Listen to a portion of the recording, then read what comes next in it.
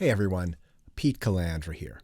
This is the review video for Class 5 for the course I'm teaching this semester called Audio MIDI 2 at the Copeland School of Music, which is at Queens College, City University of New York. On today's class, we'll be taking a look at using time-based effects and starting to take a look at EQ. We're going to be transitioning the class for the next month or 5 or 6 weeks or so into working on mixing. So the first assignment is setting up a stem mix, importing stems, organizing, color coding, grouping, adding VCA masters. Now, just for a little heads up, I was having some mouse issues and sort of slowed my flow down a little bit, but the class I thought went really well. Anyway, if you like this video, give a thumbs up. For more content, please subscribe, and to be notified, ring that bell. Also, class 4 wasn't posted on YouTube because I used some copywritten material and I did not want to get it blocked, but I'll leave a link in the description box below so you can view it. Basically, I spend time going over some stem mixes of some Beatles tracks that I have, and maybe you'll find that interesting. If not, thank you for watching this video. There'll be some chapters listed, etc. Anyway, thanks for watching, and let's get right into it. So this is class 5 or 6. I can't remember which one it is, but we're starting to get up there, about a third of the way through the semester. How's everybody doing today? When I got my first sampler in 1985 or something like that, the Ensoniq Mirage, it was like a tenth of the, like not even like a fraction of the power that you have in your phone right now. And the screen was a tiny little screen with a window smaller than the screen here on my remote control for my lights. And it had a number and a letter. It was called hexadecimal, and I could never figure it out. I created a snare drum hit, and I made a snare drum sample. It took me 2 weeks to figure it out, and it sounded like crap. So I wasn't really into sampling, but now sampling is great because, as I've said before, right? You see in the back, I've got a bunch of synthesizers back there. On this wall here, I've got a bunch of synthesizers. If you've got friends that have synthesizers, you can go over and create sounds, record them all, and then create your own sampler instruments that you can have in perpetuity to use on your own projects without actually having to go out and spend, $2,000 on one of these analog synthesizers. And it's a great way to sort of level the playing field for those of you that are just starting out with this. And it's also made film scoring so much easier to do because the quality of even some of the free sample libraries like Spitfire's BBC Discover, I wouldn't say that that's a great sample library compared to the full version that they sell. But for students, for free, it's tremendous. It really is great. So sampling is really an essential skill. And if you are industrious and entrepreneurial, you could possibly create sample libraries and sell them. You could research that, or you could work for a sample library company as a part-time job if you get good enough at doing these things. So it's another kind of possible job opportunity. It's not something that I'd want to do, but I'm in a different space.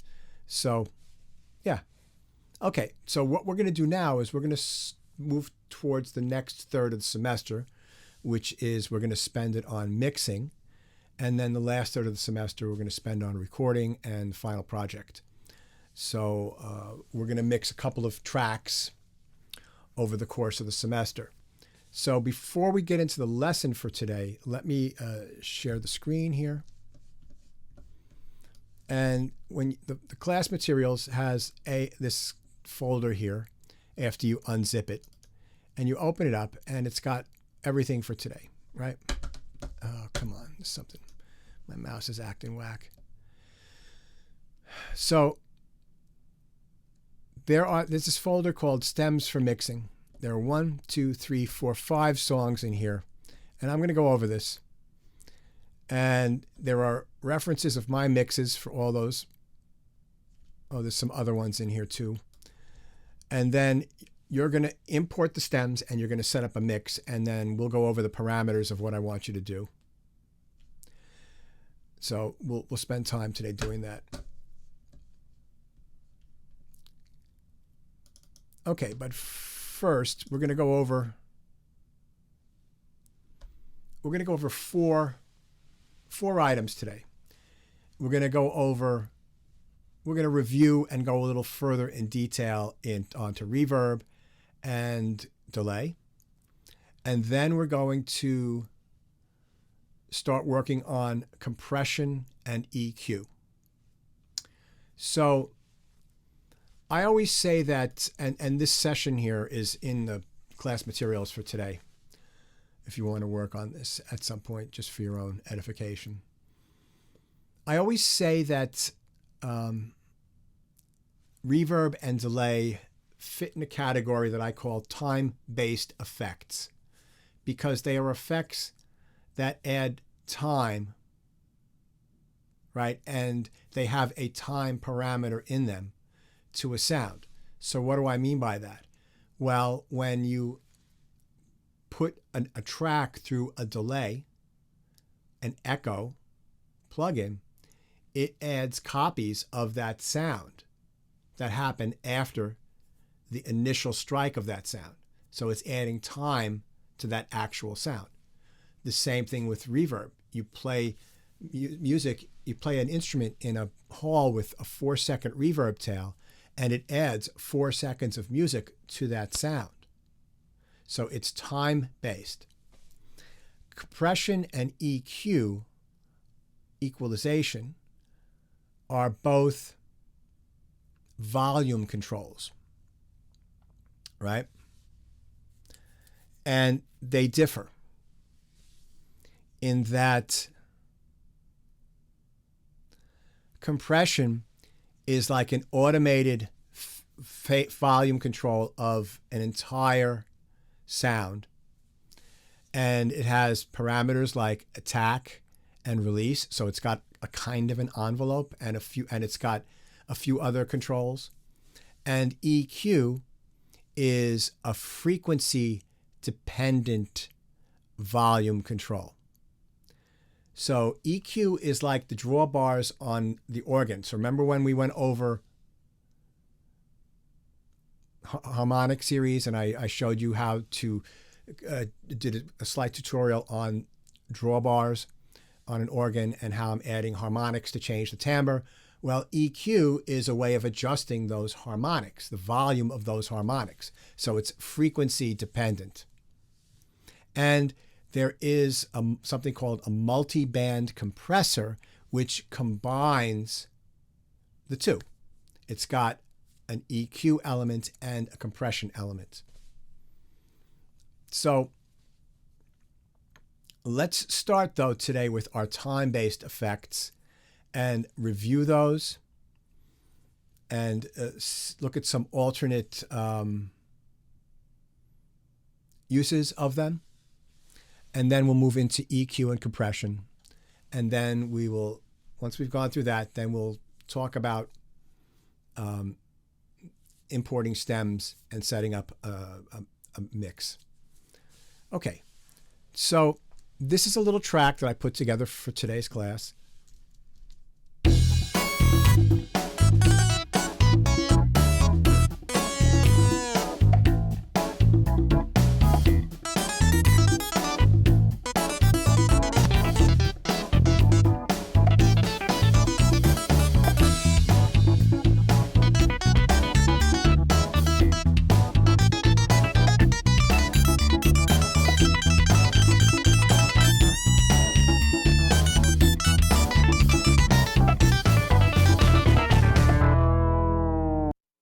Okay, so it's a silly track with like a cheesy 1970s synthesizer thing like Billy Preston on some Space something or other. I forget what it was called. Space Oddity, was that it?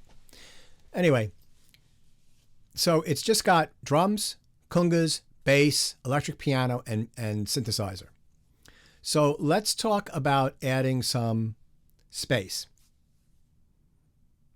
And we'll do some reverbs, and we will do some delays, and we'll show you the different ways that we can do this. Now, what I'd like to do is put all my aux tracks that have subgroups and time-based effects and my master bus, and we'll get into all those later today, at the bottom of the session. And the reason for that is, and we don't use this window too often, this is the mix page in Pro Tools, and this sort of emulates an analog mixing console. And on a typical analog mixing console, all the things that I just said are typically on the far right-hand side, right? So if you put on the bottom here your reverbs, your delays, your aux, your master bus, your aux tracks, and your master fader, that emulates an analog console. So it's just sort of a habit that I've sort of gotten into and keep that consistent. So I'm going to highlight the bottom track, all right? And I'm going to do Command-Shift-N, and I'm going to add 4, I'm going to make this 5, stereo aux inputs. All right? And before we do that, anything else, we've added those. Well, we can do something. We can color code these. So what I typically do is I start off with no color. So let me show you how to do this. So I double click here, and let me make this bigger so you can see it. Our little color palette all the way on the right here says none. If you click that, they become black. This bar over here becomes black and everything is grayed out. And then you can color these later, but I like to start off with these as no color. So the next thing you want to do is you want to go up into your setup, into your I/O, right? Setup menu, I/O, and click on that. And you want to go to bus. And you want to make sure that everything is set. Oh, come on, my mouse is really acting up. To default. All right. We've got our aux tracks, and one of these aux tracks I'm going to save to put both the congas and the drums through as like sort of a master fader for the congas and the drums. And the rest I'm going to use for time-based effects. So the first thing I need to do, and let me zoom in so you could see this, is I need to set up the inputs, right? And so you see right here, this is the input. And I'm going to input these sequentially. So I highlight the top one, and I scroll down to the bottom one. I hold the Shift key down, and I click on the bottom one, and they all become highlighted. And then if I go to the input, the first input, we go to bus 1 and 2, we hold down Command, Option, Shift, we click on this, and we click on the first bus, and then it loads them in sequentially. Bus 1, 2, bus 3, 4, bus 5, 6, and bus 7, 8. And I'll cut that last bit out so that it's cleaner on the... We've got reverbs in, and let's take a look at the reverb, at deverb. And let me zoom in. Now, the first thing I like to do with deverb is I like to take the gain, and it defaults to -4, and click and drag it all the way up. So this is our interface for deverb, right? And this top line here are the different algorithms. So they do just what they say they're going to do, and we are only going to concern ourselves with hall, plate, and the 2 rooms. Don't worry about ambient and nonlinear. And then they've got 3 sizes. So let's say I click hall. The default size for hall is 4.5 seconds. If I click small, it just cuts down the size of the decay, and medium is somewhere between large and small. If we go to plate, large is 1.6, right? Medium is 1.2, and small is 817 milliseconds. So there are 1,000 milliseconds, or ms, in every second. So 817 milliseconds is 81.7% of a second. So it's like about 0.82 seconds. All right, and then room. A large room is 1 second, and you know that it's just smaller. So those are the algorithms, the three algorithms that we're going to use: hall, plate, and room. And then here, you can manually set the decay. So if you put small room, let's say, and you want it to have a bigger decay, you can click and just drag that up. All right. So that's the length of the decay. Now, all right. And then you can also double click and type in a number. So if I wanted 750 milliseconds, I could type in and pop it in there. Pre-delay, which is this parameter here, is the amount of time it takes for the reverb to kick in after the sound goes through the processor. So if we, and I'll demonstrate all these things. And then high frequency cut, and then there's a low pass filter. So those two things you get. And let's not worry right now about diffusion. I'll bring that in later on. But let's take a listen to what things sound like with reverb, right? So we're going to pick a plate, and we'll pick the large plate for right now. And I want to send, how do you get the sound into, make sure that you've got here, sends A-E. And make sure you've got inserts A-E set up and your I/O. All right, so make sure that you've got this stuff here. Okay, so we go to the sends column, and I'm just going to take the Congas, and I'm going to solo them. And then I'm going to go to the send column. I'm going to click on the send column, and I'm going to select bus 1 and 2. And you notice that they're amber. The ones that are amber are the ones that have been assigned to an input somewhere else inside of Pro Tools. And then once you've done that, you'll get a little fader. We've gone over this before. And this fader adjusts the level of the sound that goes, like with virtual patch cables, from this track into this reverb track. So if I were to play the Congas,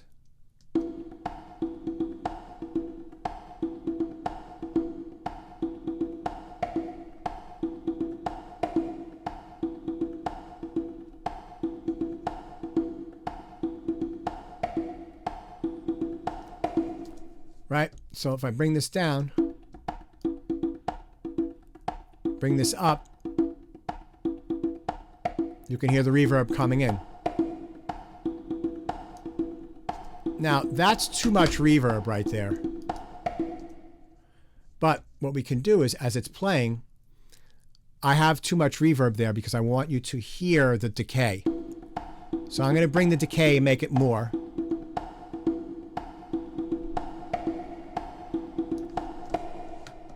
Right? So that's really, let's just let it play and I'll stop it. You can hear the decay. Right, that's 5.5 seconds. And so I'll make it 8 and almost 9 seconds. Let me bring it down so that it's much shorter. So like 1 second. Right, and that just sounds like it's in a nice room.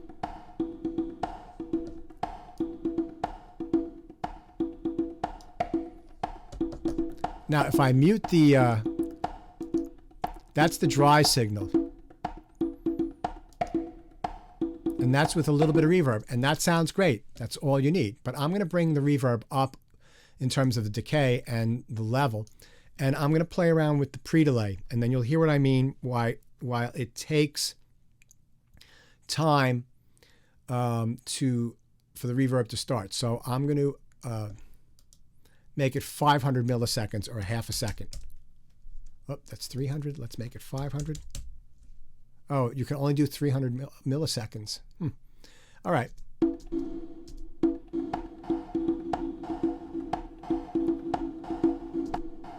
Right, you can hear it almost makes the reverb sound like an echo. Right?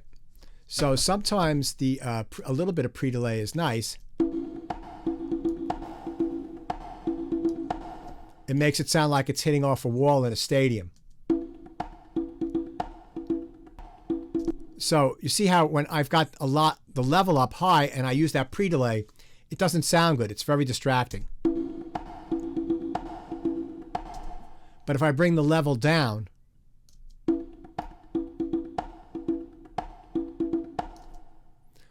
it gives sort of a little bit of a separation to the reverb. So it sounds like it's hitting off of a wall somewhere. And then I'm going to bring the level back up.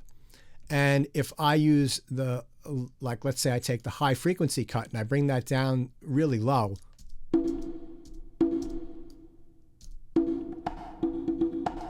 You hear how it changes the timbre of the reverb?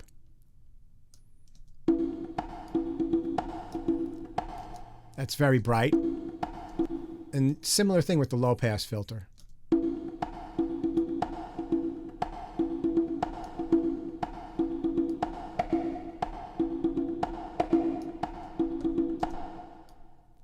And then you can just bring this down.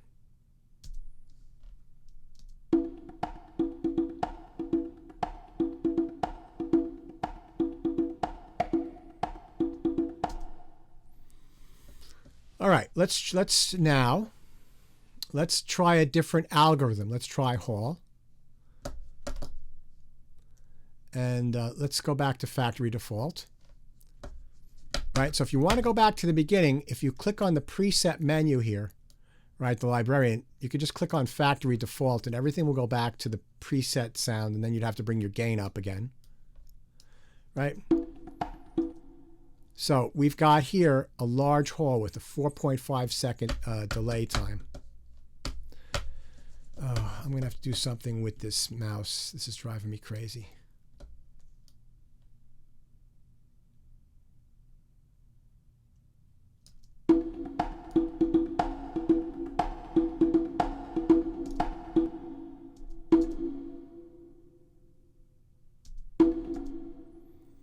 You can hear that that has a different quality to it than the plate. So I'll go back and forth between the Hall and the plate.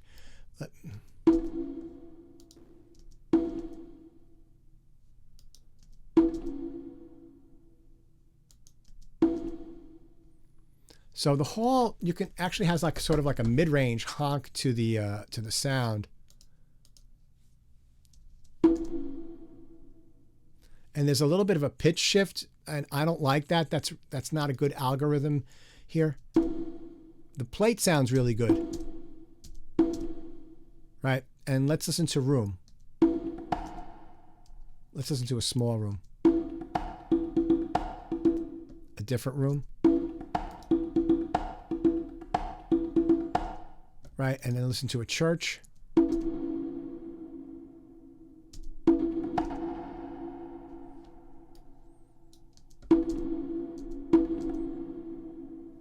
Right, so the church almost has a built-in pre-delay to it.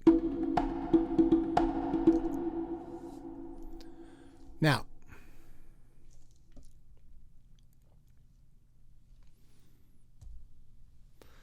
so what I would say is that for drums, plates and rooms sound really good. So do chambers, but there's no chamber in this algorithm. For keyboards, like this is going to be electric piano on this, I would probably use a plate. And then for the bass guitar, I'd use a little bit of room. And for the mini Moog, that's interesting. We might try reverb, but we might like delay instead. We'll play around with that. So let's take a listen to the drums for a second. So I'm going to solo the drums.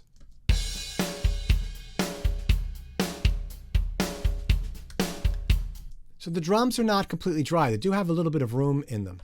So I'm going to set up this plate that I like, right? And you can also, if you want, you can click on the default and the librarian, and you can pick. Can you share your screen, please? Oh, thank you. So you can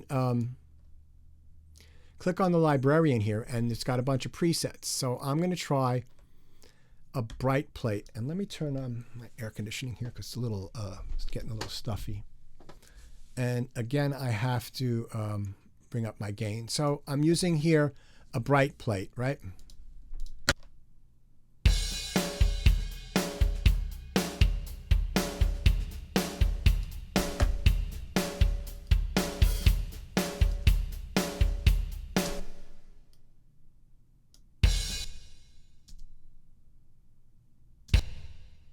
right? You can hear that there's some, like if I turn this all the way up to 0. Here we go. Right, so that's too much. You just want, you want to bring it up so that you can hear that there's reverb, but that it doesn't take over the sound. That's a good place to start. There are times when you're going to want a lot of reverb as an effect, ambience. You want things to be swimming in reverb. It's true, but for a track like this, you want it to just have a nice little like an ambience to it. And then there's the mute button here. So as you're playing it, you can hit the mute button and listen to it dry and with reverb, and then you can adjust accordingly. Dry, reverb, dry, reverb. So somewhere around maybe just a little bit before 10 on the fader. So that's good. And then now I'm going to add my Congas. Okay, so there's too much reverb on the Congas.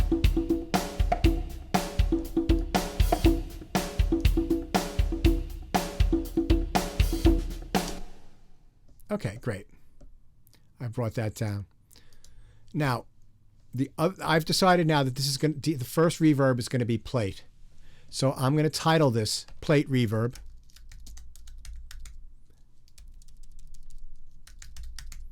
All, copy, right?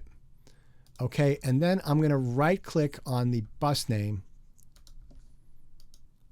right here, and it brings up this rename menu, and I'm going to click on that, and I'm going to just paste in that Plate Reverb as the name, and then you can see that the sends take the name of the bus reverb right here, Plate Reverb it says. So that helps you to stay organized. So I've got some reverb on.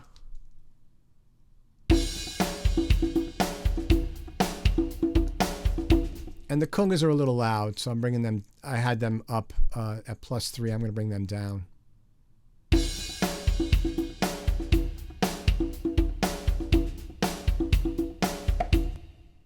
That sounds pretty good so far. Now, before we go any further, there is an issue that I want to talk about that that I can see now as a problem. And lately I've been reading on the internets and seeing videos where people talk about gain staging is not really that important, but it is important in my opinion, and you should know how to do it. So what do I mean by that? This is a little bit tangential from reverb and delay, but it's a part of mixing that we would be getting into in the next part of the class. But right now I'm seeing that there's an issue. And if we look up here, when I play the tracks, we can see our meter is, with just 2 tracks playing, is almost all the way to the top. So when all these tracks are playing, they all get routed out of the one output, and all the volume gets summed together. It's math. It gets added together. And you want to leave a little headroom so that you're not clipping your output and creating distortion. So right now, and we'll get a little bit more detail with this in the future, later on in the class, what I'm going to do is I'm going to bring down the volume of the clip. These are clips here, right? So I'm going to bring the volume of these down. If you know, we've gone over this before, I believe. If you notice, there's like a little fader here. So I'm going to bring them both down about 6 or 7 dB. 6.6, both of these. That's fine. And then play this. And this is much better. I could even bring this down further. Right? So let me bring this down. Minus 9.4 and minus 9.4. Great. So now, you know, you don't want there's like a balancing act. You don't want this to be too soft and you don't want it to be too loud. So you want it when all the instruments are playing to be about 75% of the way up. So right now it's just these two instruments playing. It's peaking at about 60% all the way up. So that gives us a little bit of room to add the extra instruments. All right. So the next thing I'm going to do is I'm going to add the bass. And I'm just going to play the bass.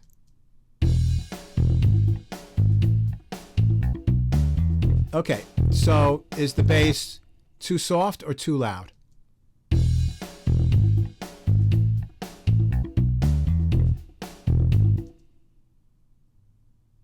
Right, too loud. Good, Caitlin. So I'm going to bring this down also. I'm going to bring this down the same amount I brought the other ones down. Let's take a listen. It's still a little too loud.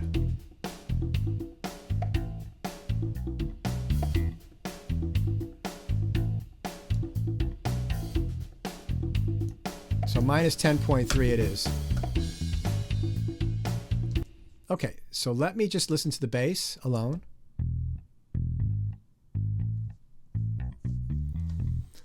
So it's very dry. I don't like to add a lot of reverb to bass. And some reverbs I leave completely dry. So, but for here, let's add a little bit of ambience to the bass. So I'm going to go to here, and I'm going to see what kind of rooms they've got, right? So let's try a medium room. And then I'm going to bring my gain up. And so that's bus 3 and 4. I'm going to go here to bus 3 and 4. Okay, so that's too much.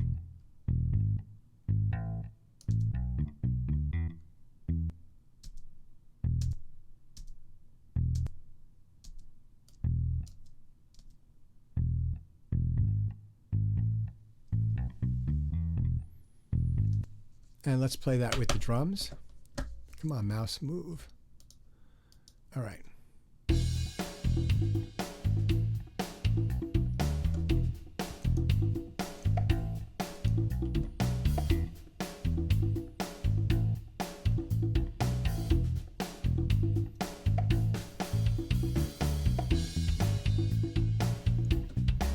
All right, so the bass is still a little loud. I've got my clip gain set nicely, so I'm going to use take the volume here and bring this down. Now for our class, the volume on the master out on these outputs of all these tracks, I never want to see it above 0. If you have to push something higher than 0, that means your other tracks are too loud. Can you push it above 0? Yes, you can, if you know what you're doing. I'd rather have you have that limitation of balancing everything with 0 as the limit. You can bring the volume up here all the way to 12, but we're just going to work this way. Great.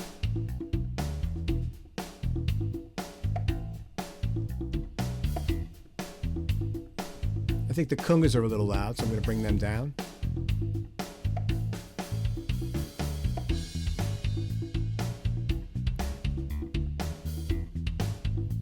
Okay, great. So now I'm going to solo the suitcase, which is the electric piano. Oh, and then I have to name the bus here. So I'm going to right click and I'm going to rename this room.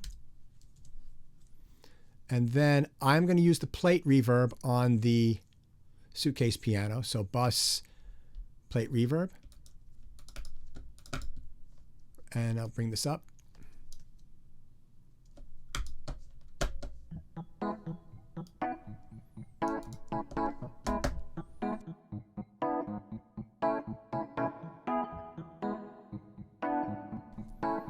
See, that sounds good, but it's too much.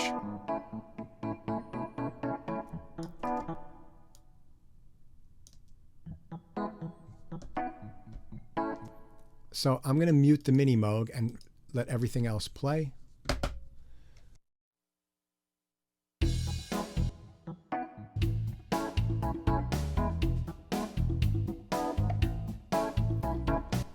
So the suitcase is too loud. I'm going to bring it down, but not as much as I brought the other ones down.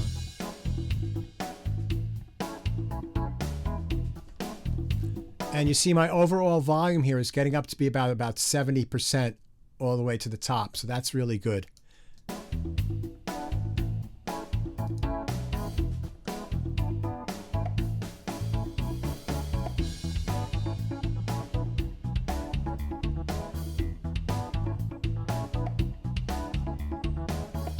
Great. All right, let me solo my mini Moog.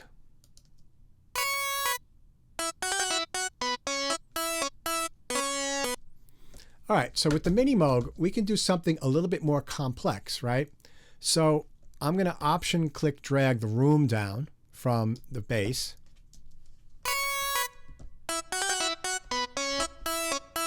Right? So that adds a nice little space. And what you can do is we can add some plate reverb to that. So let me just click this and bring this down. And I'm going to probably bring the amount down of the plate.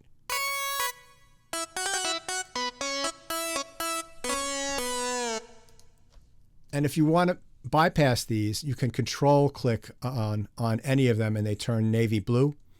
And then there's the room. I'll add the plate. Right? So we've added 2 reverbs, just a tiny bit of room to give a little bit of sound around it. And then to add some character, it's going through the plate reverb. But what we can also do is add some delay. So let's look at the delay.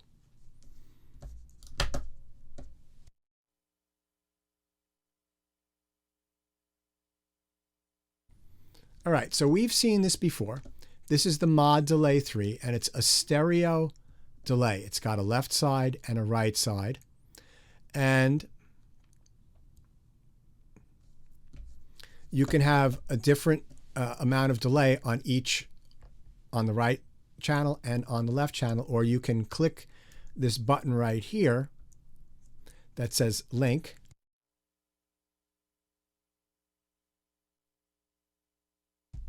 That says link, and oh man. And then they'll both stay the same.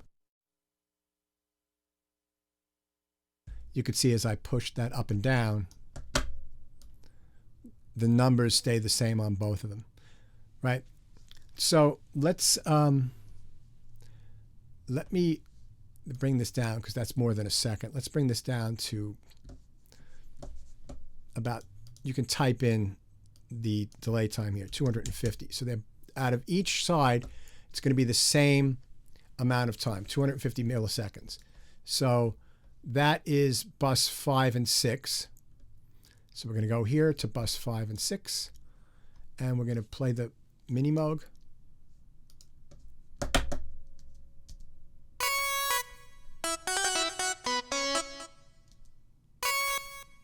Right? You can hear the bip, bip, bip. So it's got one echo. If you want to add more echoes, does anybody know what control we can play with? What it's called? Anybody remember that? The feedback? Correct. So right now the feedback is at 0. So if we bring the feedback up, let's say I bring it up to like 50%, we're going to hear many more echoes. See that? And that's too much. So let's bring that down to about 15. So it's blah-da. And let's listen to what that sounds like with the mini Moog. Bring the level down a little bit.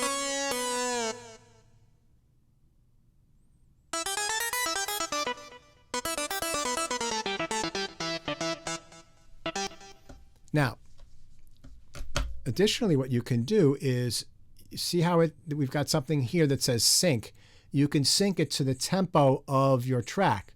And then notice down here, there are note rhythmic values. So if I wanted to make, let's say, a dotted 8th note, it does the math for you and figures out that it's 375 milliseconds.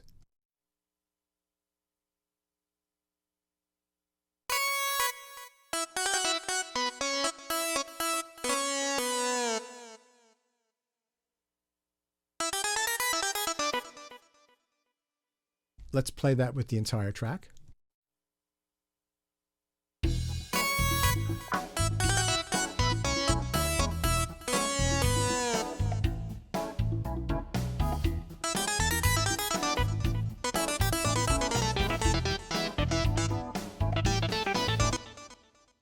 So it's a little bit loud. Let me turn it down with the clip gain.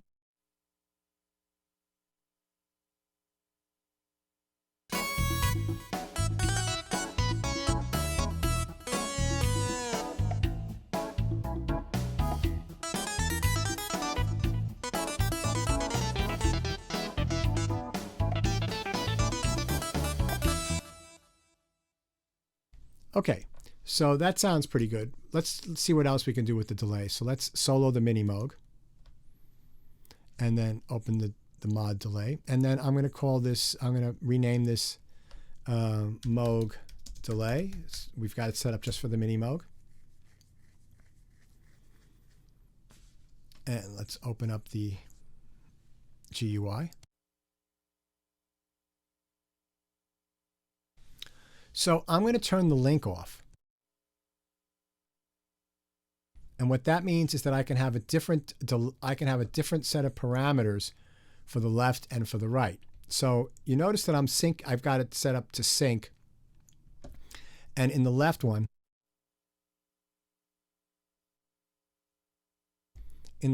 I have a dotted eighth note. In the right one, I'm going to make it just a quarter note.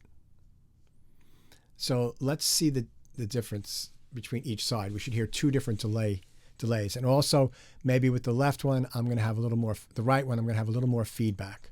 Let's listen to that.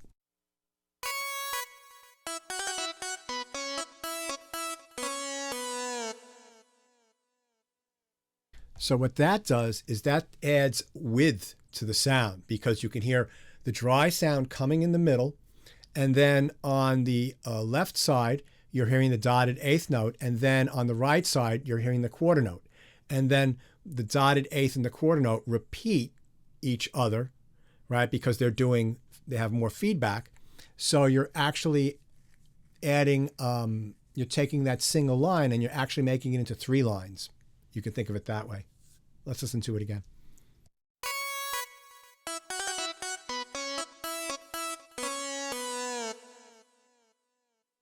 I'll turn up the delay send and you can hear it a little better.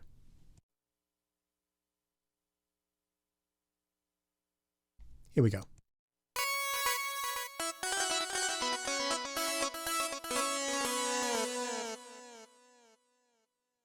As you can see, that's way too much. That's why you just so that you can hear it. Now, additionally, to create even more separation and give it a wider sound, what's happening now is that the sound of the delay is the exact same sound as the original sound. And analog delays that were made in the 70s and 80s before digital delays became in, and even with tape delays, although tape delay is more hi-fi than most people think, the sound of the echo would degrade over time, and it would lose high end, and it would add some fluctuation to the pitch, and you can simulate that here with this delay. All right, so what you can, it has a low pass filter, so I'm going to play it, and let's see, I'm going to turn this down on the left so that you're on the right, so you're only hearing the delay coming out of the left side. And then I'll bring down the low pass filter.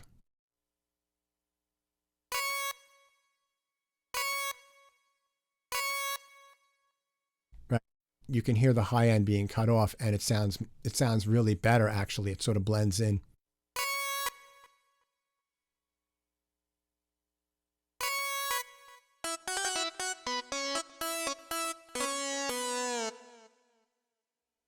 Let's do the same thing with the other side. So I'll turn the left side down dry and the right side at 100% wet.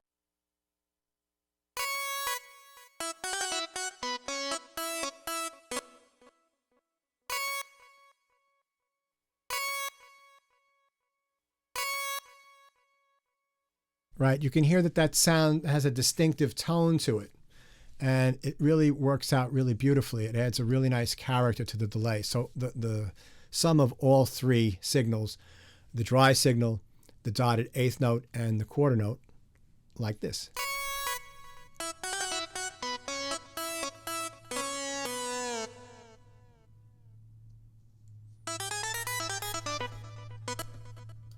And in the track.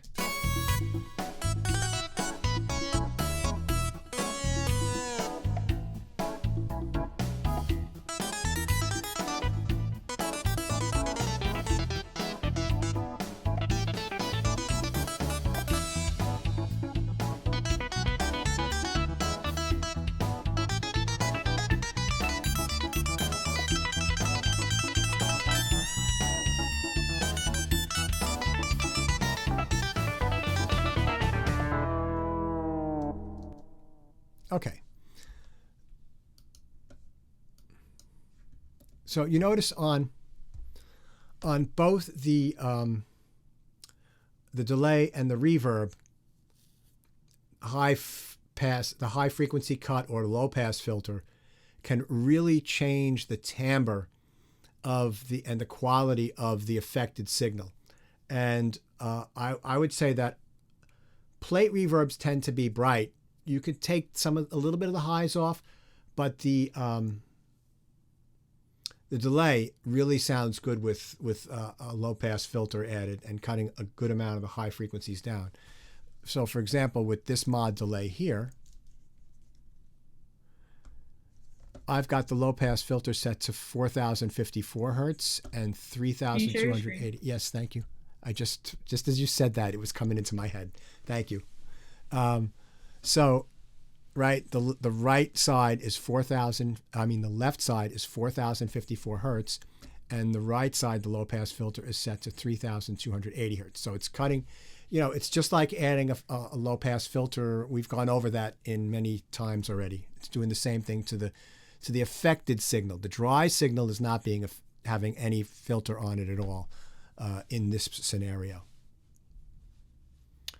All right, so we will continue learning about reverb and delay, but I want to move forward now to talking about compression and EQ a little bit. And I think that learning reverb and delay is tricky, but learning EQ and compression is much, much, much trickier, right? So I've got some materials for you to help you assimilate some of this stuff. Let me show you.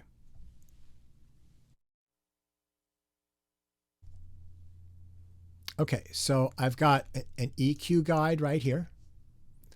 All right, and I didn't write this. I found it and I read through it and I really like this. So we'll be talking about this, and we will, this will be good for you to have as reference. And the same thing with the compression guide.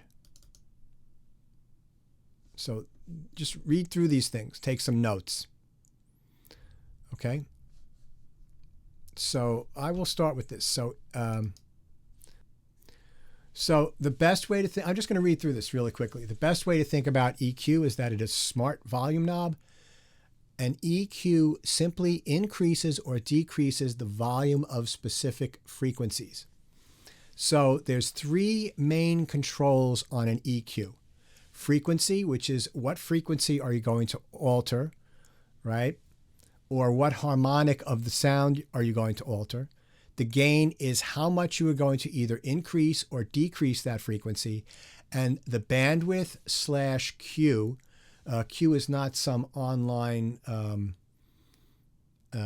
conspiracy theory group nor a character from Star Trek The Next Generation, nor is it a great record producer, composer, film score, trumpet player, but it's the bandwidth it's the shape of the curve by the frequency. So we'll go over that. Now, what we're going to talk about first, and this is what I want you to work with, is subtractive EQ. So if something is too dark, remove the low end instead of turning the high end up. What do I mean by that? So let me change this here. Now, remember what I said before is that the volume of all the tracks add together to create the volume of the output. They get summed together. In digital recording, it's simply mathematics. So let's say that you have a bass guitar, a drum kit with a bass drum, a kick drum. You've got an electric piano with a left hand, right? And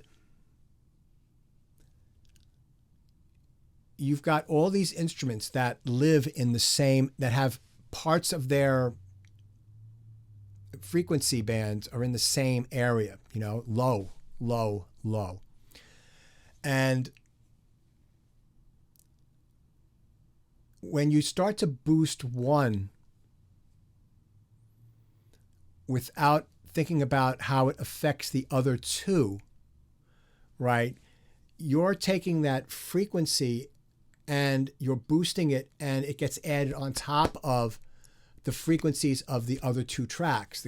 Let's say we're doing the drums and we want to bring up the kick drums. We turn the low end up. Well, that gets stacked on top of the low end frequency of the bass guitar and of the keyboard, right? And so what happens if those frequencies are not completely aligned with each other? You're creating a conflict that gets exacerbated by turning up the volume of the kick drum. So what I want you, and there are times to turn up the low end frequency of the kick drum. There are plenty of times to do that.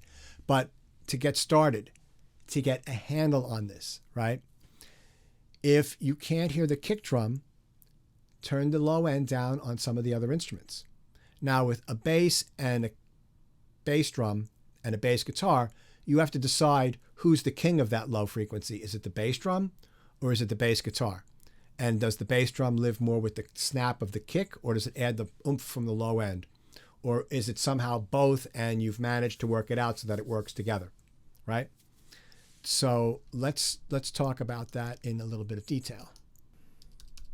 I mean, our drum kit.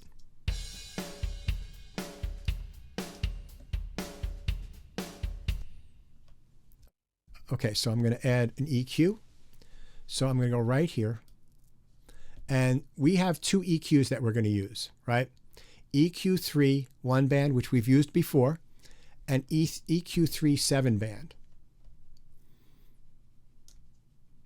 So I'm bringing up the 7 band because we've gone over the controls for EQ3 with the 1 band. And EQ, this one, the 7 band EQ, has some of the same controls as the other one. Okay, so if we look at this, give me 1 second. All right, my mouse is working. On the top here, we have a meter. And the meter has an input volume and an output volume. And you want to make sure that the overall volume of your sound is matched. The input volume is the same as the output volume. So if you do boost any frequencies or if you take away frequencies, you may have to adjust the output level. So this is your input level. This is the volume of the sound coming in, and this, or the level of the sound coming in. And then the one on the right is the level of the sound going out. So if in is louder than what's coming out, you would turn the gain up here. And if in is softer, you would turn the gain down. But you want to make sure that it's adjusted here so that's the same. And also, if you option click on this knob, it gets set back to 0. So I'm going to just solo the drums. And you notice that the input volume right now is the same as the output volume, right? So what I'm going to do right now is I'm going to add volume to the low end.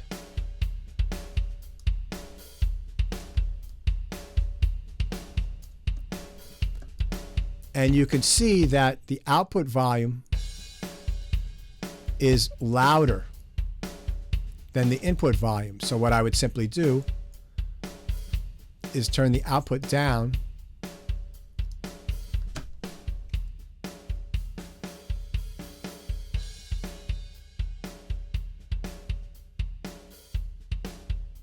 like that. So that means that they're about matched now.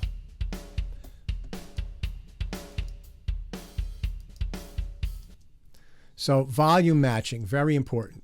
Again, let me put everything back to 0. All right, so the next area here is our high pass frequency, our high pass filter, and it's got a notch and a shelf here, right? So to activate this, you have to click the in button. Very distracting when your technology doesn't work, and it's like one of the worst things about teaching music technology. All right, so here we go, and you see we've seen these frequency curves before. We've used a low pass, a high pass filter, and a low pass filter. Right, so you hear how the sound is getting thinner, and we're getting rid of the kick drum.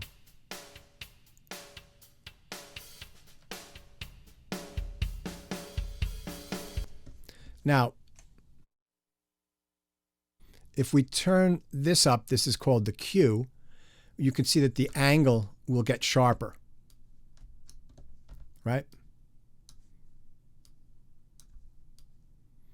So what this stands for is that for every octave that you go from this cutoff point, which is this white knob here,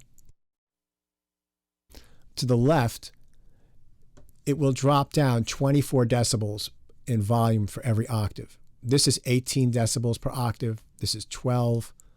And this is 6. Okay. And then this is a notch, right? And you can see that. And when I play with the Q, do you see how wide it gets? And then you can grab this and move it like this as well if you want. So I'm going to click on this and drag it from the left to the right and play the track. And maybe I'll make the Q a little bigger. There we go. It's a lower number, but it's bigger. So let's click.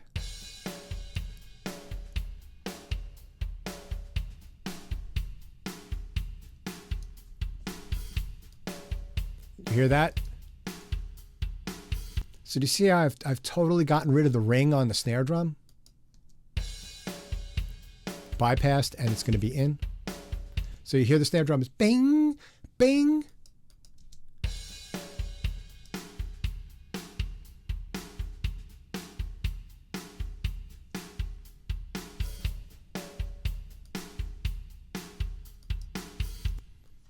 All right, so that's kind of cool. All right, so let's turn this off, and let's turn this one on,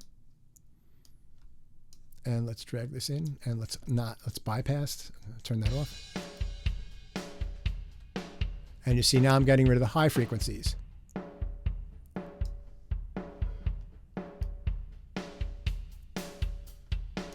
And then the same thing, we have a notch here.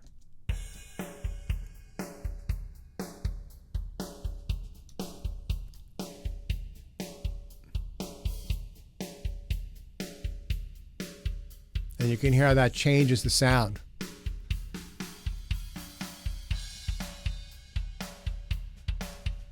Okay, so let's get this out. Let's reset everything.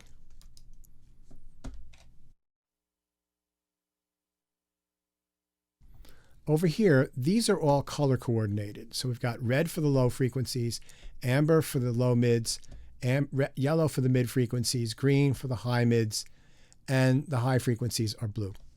So, and these can be moved either by turning this knob here, and you see how that red ball slides from left to right, or you can simply click and drag any of these and adjust them. Now, this has the frequency, this has the Q, and this has the gain. The gain can be additive or subtractive, right? And then you've got this little notchy thing here. You see the difference between the two? This is the first option.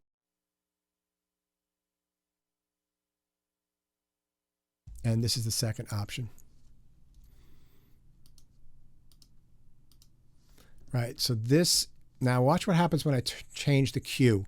You're going to see the shape of this alter. So right now it's 0.44, so it's pretty wide. As I bring it up, you see it becomes sharper and sharper and sharper.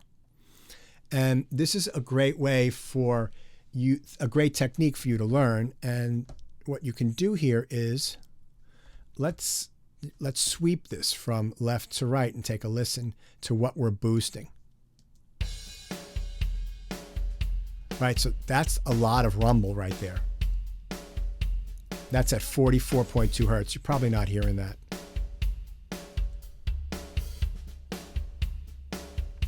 Right there's a pitch. You hear the pitch change?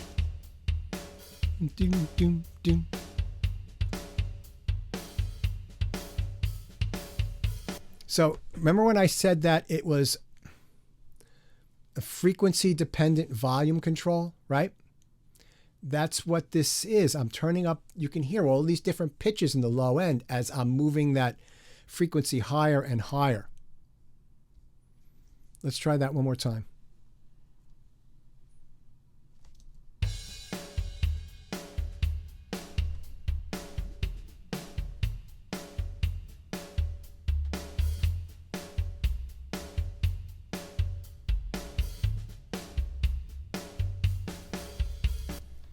It's funny, you can almost make a bass line just by moving that back and forth. It's really kind of cool.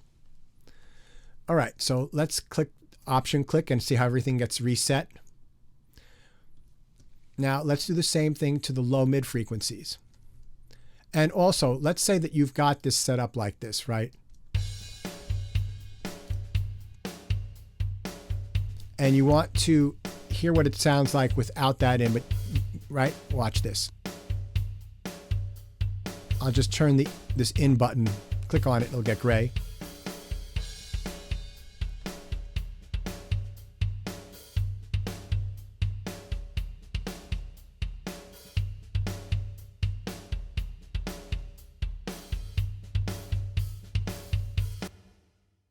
So it's interesting, right? You can actually do some kind of, there is automation. I'm going to be teaching you that this semester.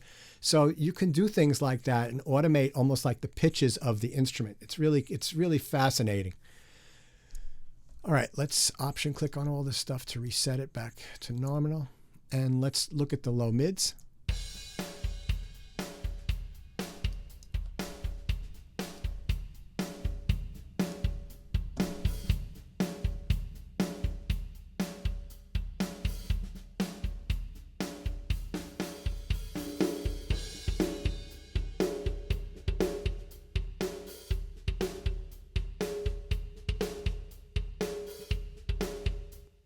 So you hear that it's affecting the snare of the pitch of the snare drum, right?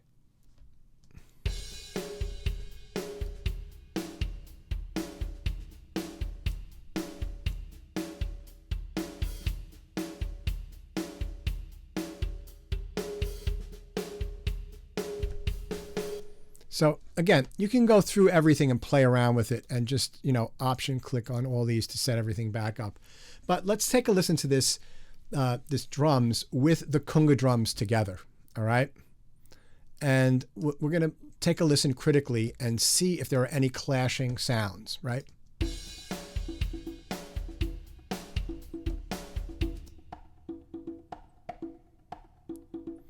All right, so a tip.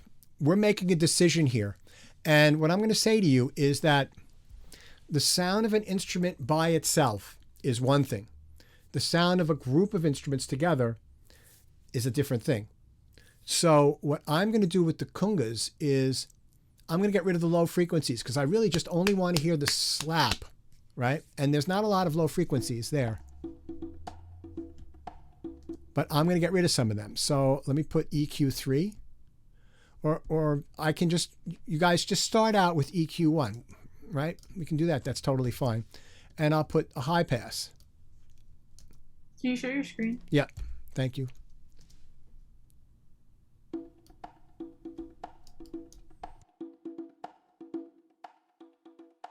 Now you can see that's too thin, right? I'll bypass it.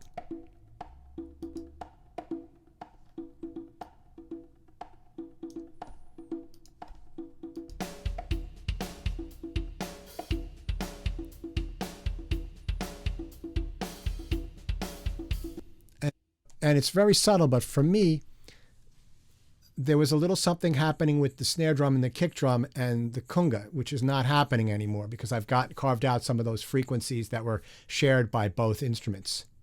And I've just got the slappy part of the conga, right? And again, you can emphasize the slap part of the conga with some EQ.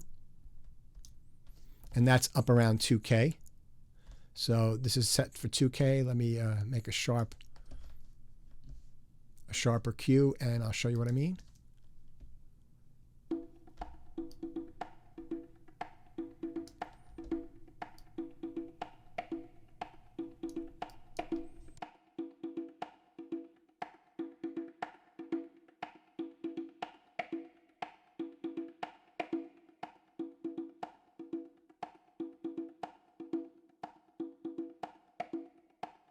So I'll play it and bypass it, and you'll hear that when it's playing with the EQ in, it's a little bit crisper, the high end, the slap. It's out.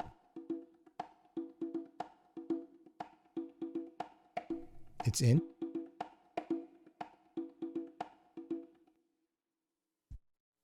So I know I've talked about subtractive EQ, but I'm just going to add that little bit. I'm going to bring it down a little bit. You don't want to add a lot, just a little bit of that slap there, and play that with the drums.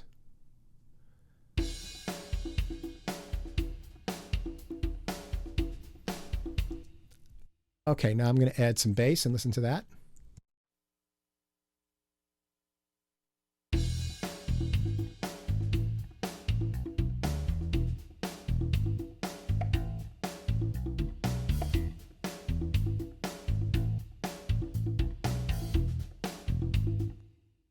Okay, so the kick drum has a nice snap to it.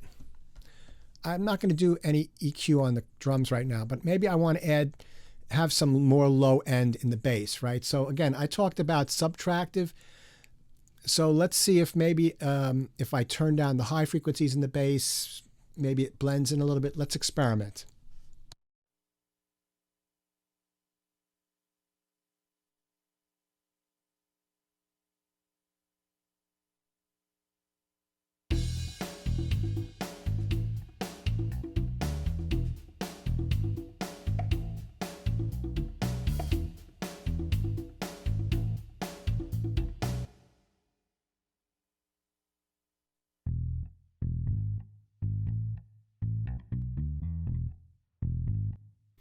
So when I do something like this, it almost sounds like they're playing softly with their thumb, and they're muting the bass, right?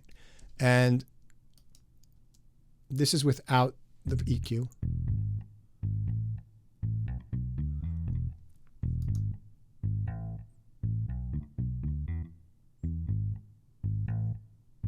So let's hear how that blends with the drums.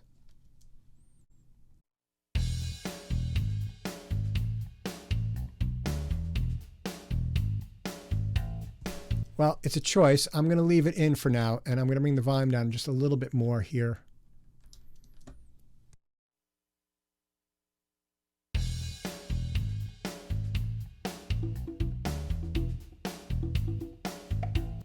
Okay, great. So now let's look at our suitcase.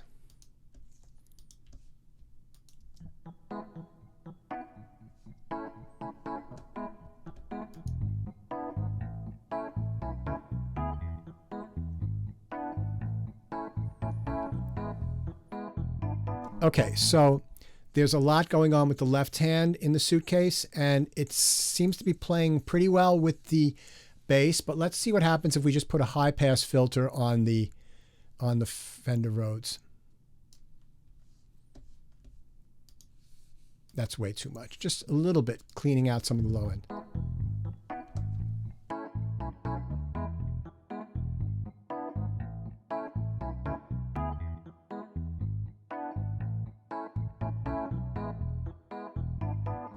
So right now the suitcase is thinner. So if I mute the bass and just have the piano.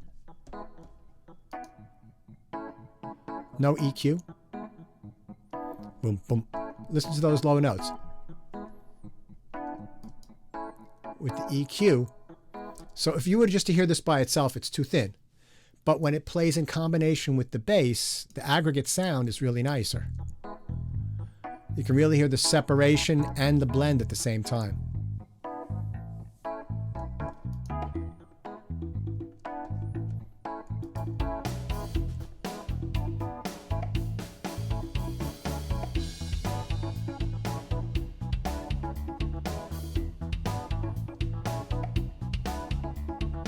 Great. Let's listen to the mini Moog.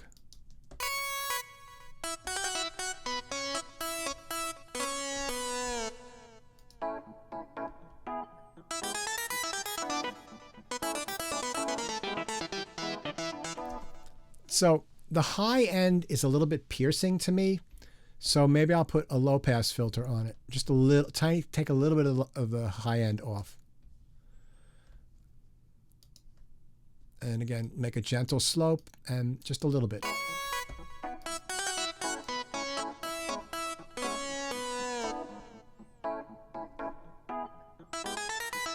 Right. So in other words, the suitcase piano has a lot of high end in it. And what's happening from my ears is the high end from the suitcase and the high end of the mini Moog are clashing a little bit. So I kind of like the belly high end of the suitcase, and I'm making the mini Moog a little bit rounder. That's a choice that I've made, and I think it works well. And I've just taken a little bit of the high end off.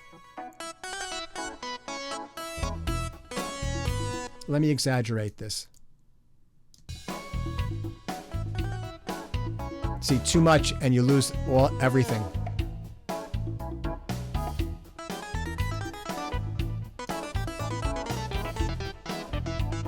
And it's a little loud, so let me just turn the volume down.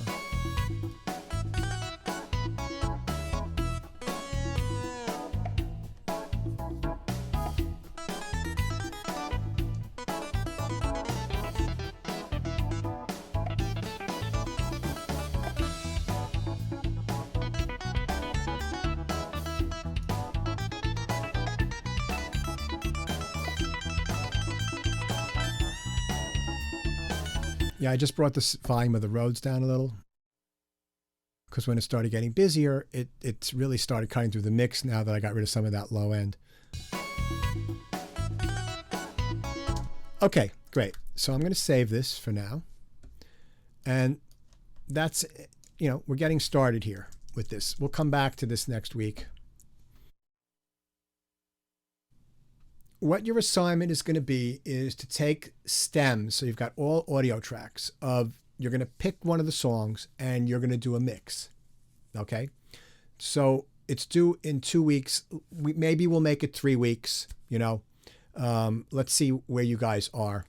If you want to hand in a first draft for next week, just let me know you've handed it in and I will take a look at it. So what I would say for the first week, what you need to do is get everything imported, everything organized, everything color coordinated,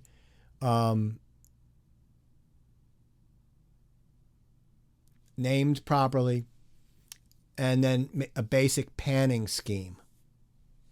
So that's it.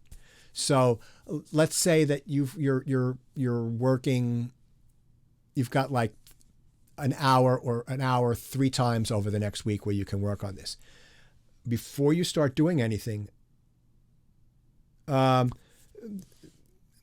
sometimes, Paul, I find the EQ useful. Sometimes, I use EQ on reverbs more than I do on. What the EQs are good. The presets are good for with EQ is to try them, and see how they affect the sound, and then just go back to the factory default or like mute all those individual bands and see what each one is doing. Ask me that question next week and I'll show you how to do it, Paul. I want to move on forward here right now. No, that's a good question, actually.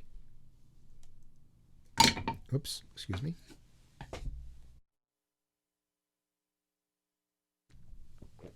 Okay, so what do I mean by that? Let's go into this. So I've got here faith stems, and that's what we're going to use for class today. And I'm going to click on open up this folder.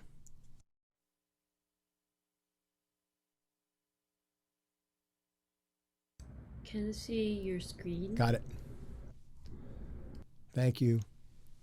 And inside this folder, we've got lots of tracks, right? Got 24 stems. And you notice that everything is labeled so that you know what it is. Sometimes I've got initials. These are the names of the players. This is Kathleen Nestor. This is Kathy Halverson. RF is Ralph Farris. PP is Peter Prosser on the cello. This way I know who's playing on the tracks. So this is a combination of live instruments and some MIDI instruments. So let's open up a new session, and we're going to call it Faith. Command N. I'm going to call this Faith Stem Mix 9-30-21 PC. Make sure your sample rate is 44.1 for what we're doing. Oh, interleaved. Make sure that that's checked. Create, and obviously I'll save this on my desktop for now. I have a project drive where I usually save things from, but you guys don't have that. So I'm doing what I'd like you guys to do. So give me a second here. Okay, so before I do any importing of audio, Faith has a tempo map. So what I've also included is something called a standard MIDI file. Let me show you that.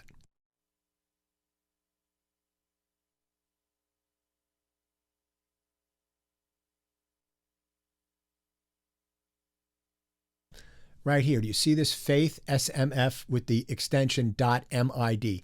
That is not an audio track. That just has MIDI data in it. So it's a standard MIDI file, and you can import that into Logic. You can import that into Pro Tools, into Cubase, into Reaper, into GarageBand probably. So let's import that into Pro Tools. Let me show you how to do that. Okay, so you go to the File menu. This mouse is driving me crazy.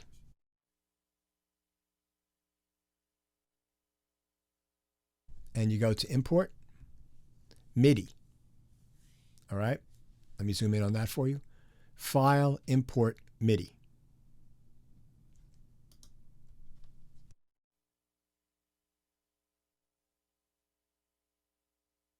And then you navigate.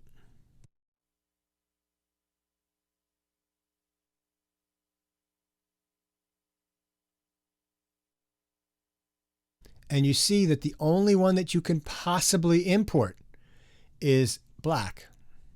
You see that? All of the wave files are gray. So you select that. And then you can hit your Enter key or click on Open at the bottom. Okay, so great. So MIDI import options, right?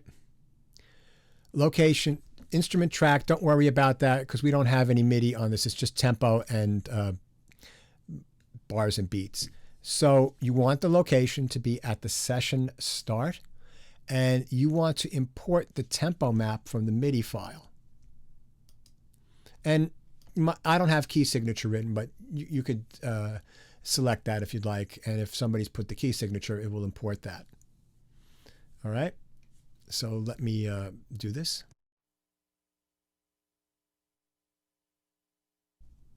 Oh, there's a MIDI piano track. Interesting. But you could see that there are some tempos, 128, 130, 128, and 130. So that's the tempo map. I don't need to have this, so I'm just going to hide and make inactive. Now I can import my audio stems, and they will all, they should all be the same length, and they should all line up with the tempo and everything. So let's go. You can do, it's Command, Shift, and the letter I, right? And then you navigate, Faith stems, and notice this time the reverse. your SMF is grayed out and your audio tracks are regular. Okay?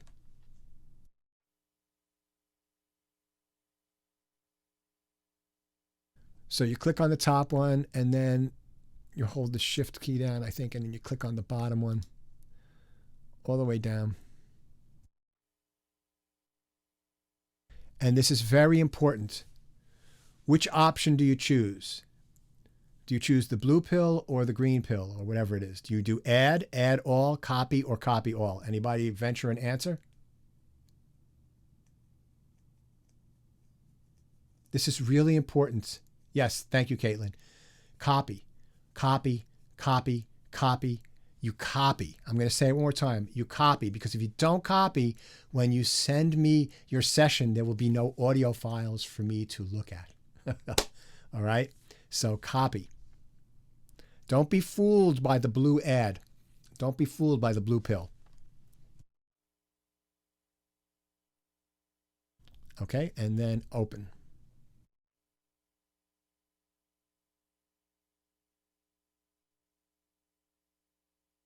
Choose a destination folder. It will default to the proper destination folder that's inside of your session folder.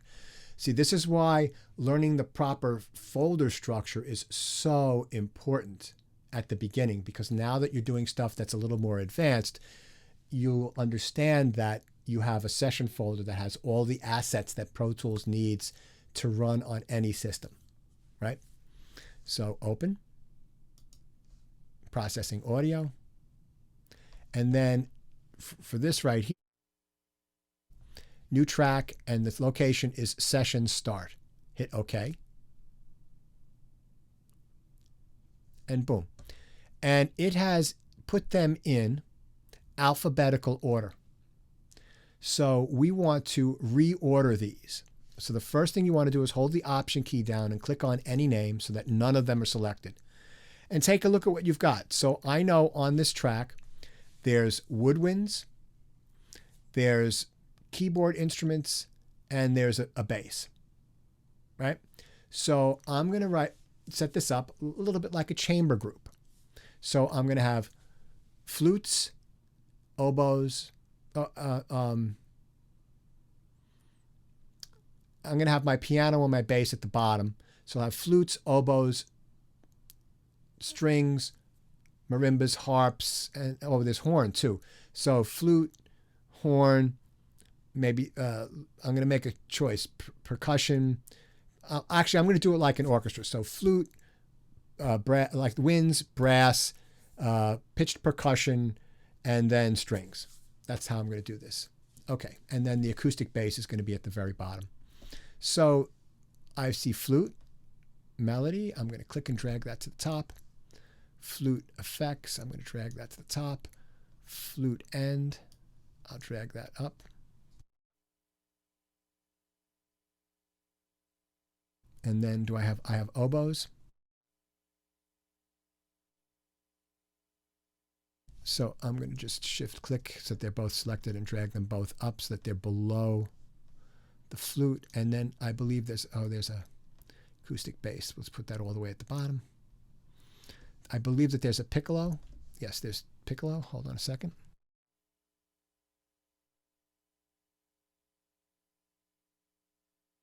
Great, piccolo. Click and drag that all the way to the very top. Now I've got my winds here, right? So I held the shift key. I've selected them all, and I'm going to color coordinate them right now. That's a little bright, so let's make it like that.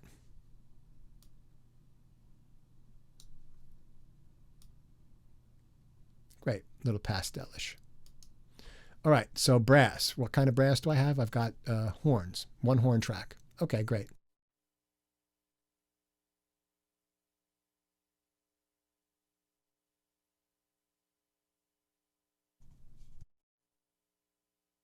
Okay, my horn is there.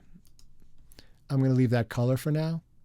And then I want my pitched percussion. So I've got, looks like I've got celeste, harp, marimba, and several piano tracks. So let's get our harp right below the horn. The celeste is right here. Marimba. and then piano tracks.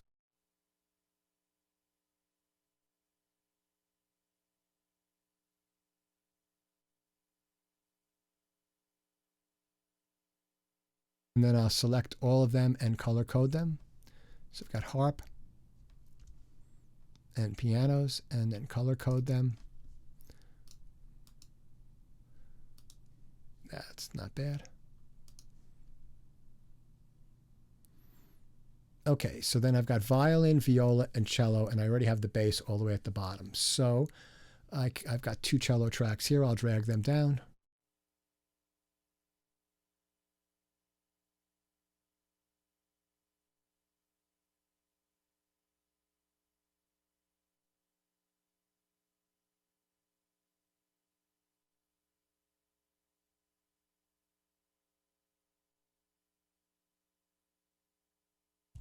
This mouse is really driving me nuts.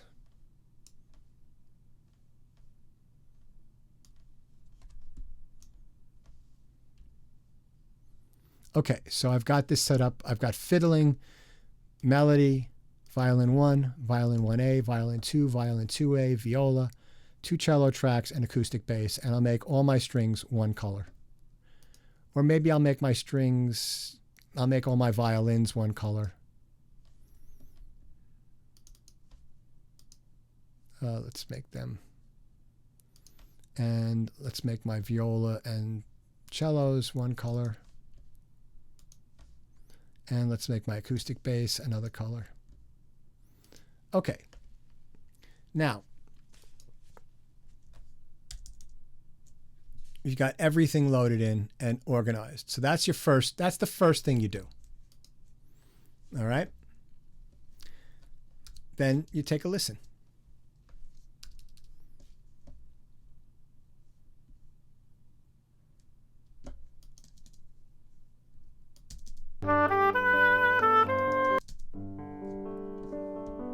There's another thing to do. Let me show you. I'm going to bring the size of, by clicking here, I'm going to just bring the size of the waveforms up. I could tell already this is going to be too loud, but we'll deal with that.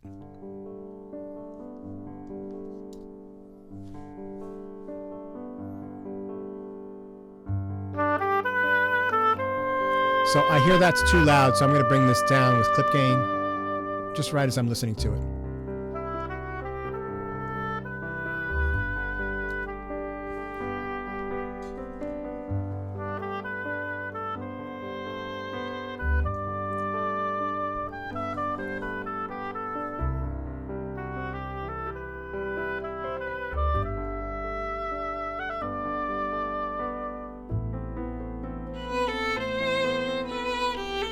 So that violin's too loud, so I'm just going to quickly just bring it down a little bit as I'm listening to it.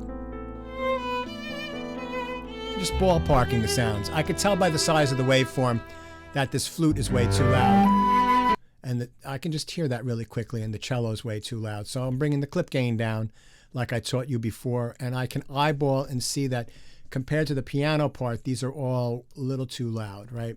I recorded this, I think, in 2014, so I've actually changed the way I've done stuff as I'm learning more about this myself.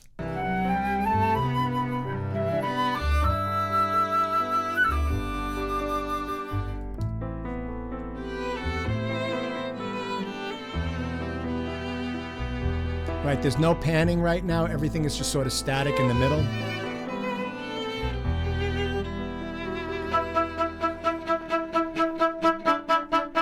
Okay, so this oboe here is way too loud.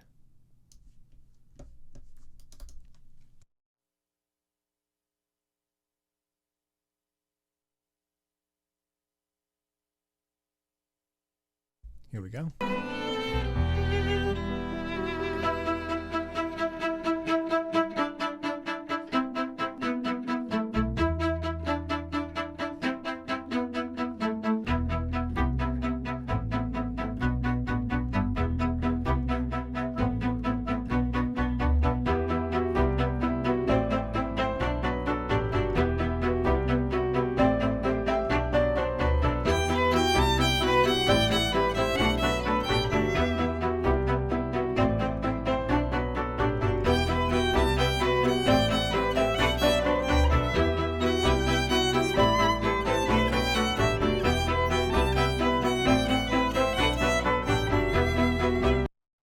Okay, so as I'm looking this, and I'm going to teach you a more accurate way to do this next week.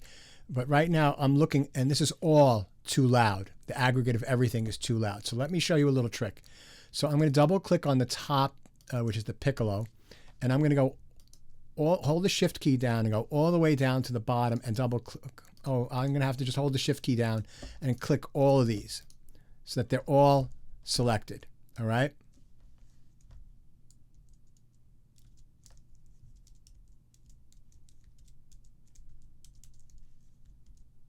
And then if you hold the control key and the shift key, let me zoom in on this, right?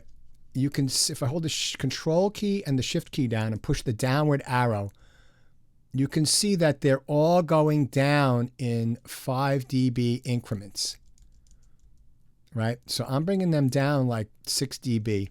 Some of them I've already adjusted, which makes this minus 17 dB, but I've brought everything down quite a bit. Whoops. And now let's play it.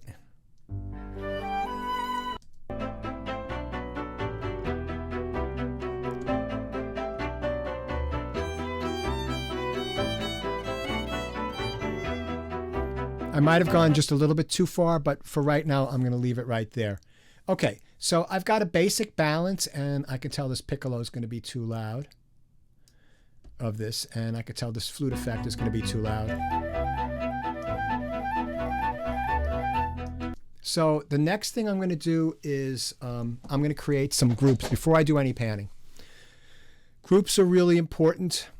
They give you control over ensembles within the larger ensemble, and you'll see how important they are as we go through this. So I will click on piccolo, and I'm going to create a wind group and hold shift and click on the oboe, and you see how they're all selected. And it's Command G like George brings up group 1. And I'm going to name this Winds, W-I-N-D-S. And you can see what's in the group, the tracks that are available and the tracks that you've added to the group.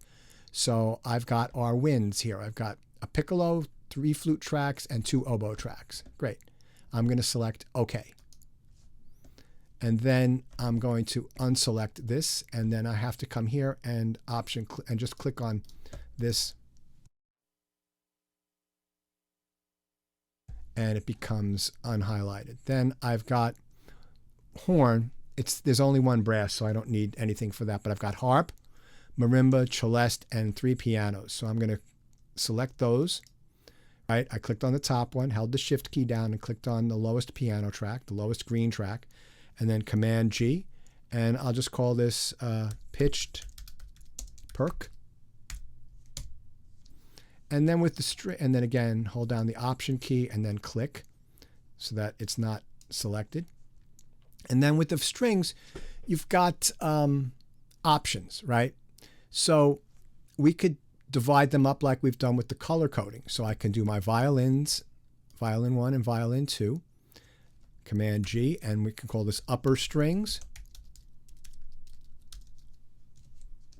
And then viola and 2 cellos and the bass, right?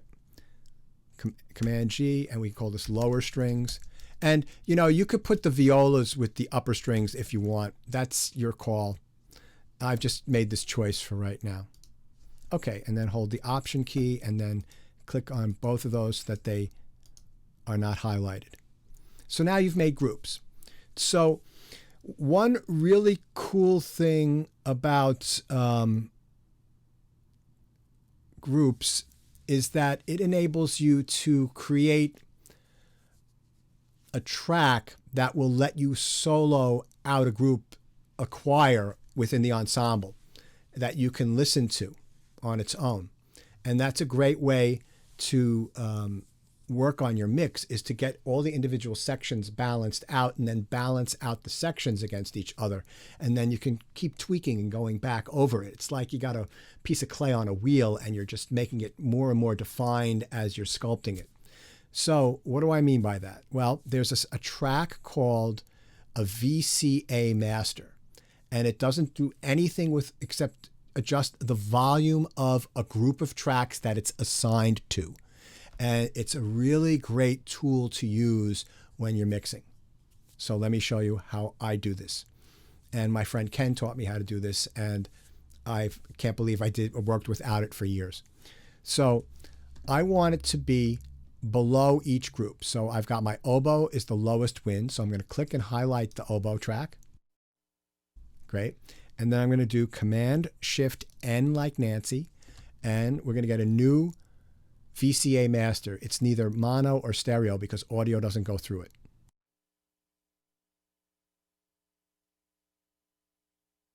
And then I'm going to name it Winds space VCA. And then I make these no color myself. And then the way that you get this to work is right here, you assign the group selector. Click on this and select Winds. And then what happens is that as I play this, if I want to listen to the winds, like right here, I solo that and I'm listening to the winds. And let's say I've done a lot of really intricate automation of the volume and the whole thing is too loud, right? I can just simply click here and it brings the volume of the entire section down. So it's really helpful, but just get started, get it. This is what you're going to be doing for over the next week, right? And you'll do the same with your pitched percussion, Command-Shift-N, one new VCA master, and it will be pitched perc VCA. One thing I wish is that you could select the color here as you're creating it. That'd be really a great upgrade. And no color, and then select pitched perc. And then, so if we're here, and I want to hear the pitched perc,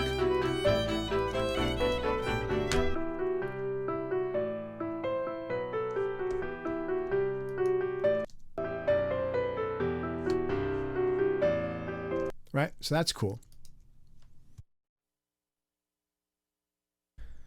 I have to figure out what's wrong with this mouse. Just what I need, another headache. Okay.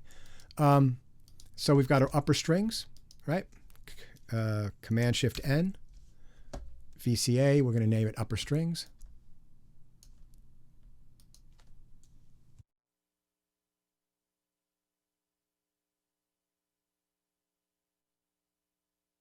We'll assign the group.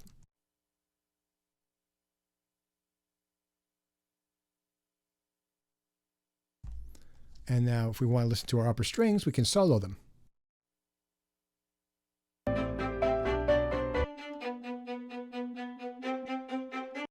If we want to hear the strings and the percussion, the pitch percussion, we can solo both of them.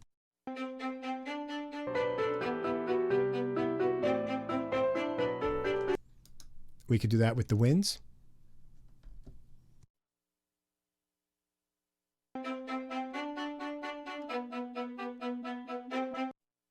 So it gives you a really great way to hear the different groups very quickly. And then we just have one more to do.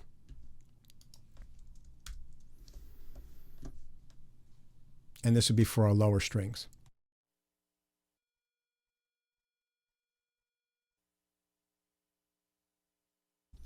So, right, we've got this done.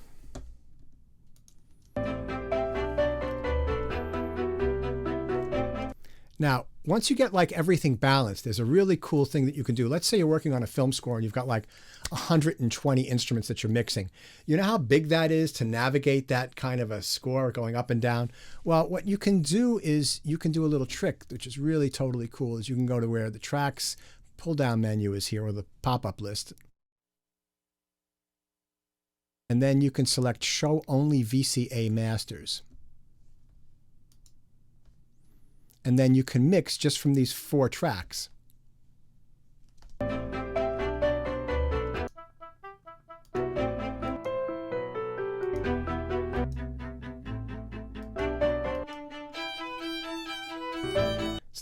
That's pretty cool. And then if you want to go back to what you heard before, Restore Previously Shown Tracks is right here. And everything comes back roses, up roses. Everything comes up roses. Okay. So that's good. And then the next thing you're going to want to do, and this is another way where the VCAs can come in handy, is, and this will be the last thing that we'll do today, is you want to set up panning, right? So I would say that for next week, you should have this much work done plus the panning. And then over the week afterwards, you can start working on your time-based effects and EQ, and we'll go over compression next week. We didn't really go over it this week. We'll go over it next week.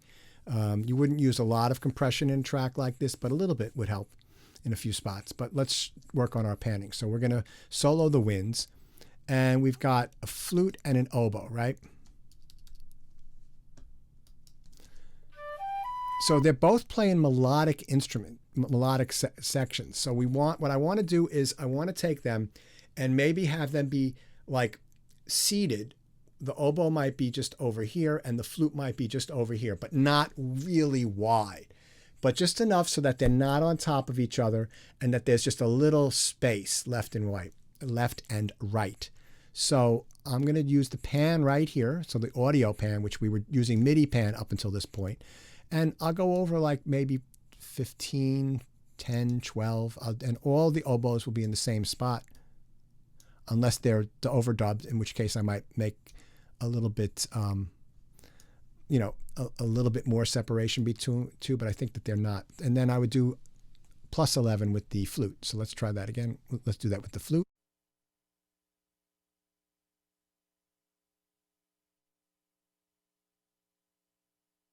And then I'd probably leave the piccolo right in the middle.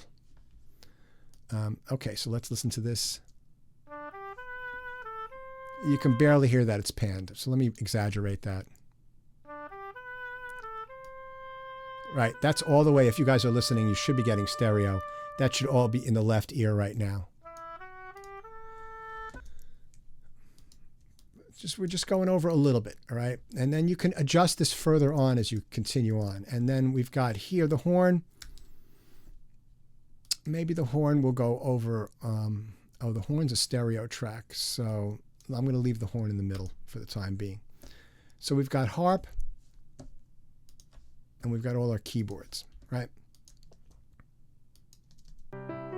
So I've got right hand on the piano. Now, let me show you how you pan a stereo track. I've seen some strange things from you guys, but let's go over this. So I want the left hand to be on the left and the right hand to be on the right for the piano. So I don't, if it's a stereo track, what I don't want to do is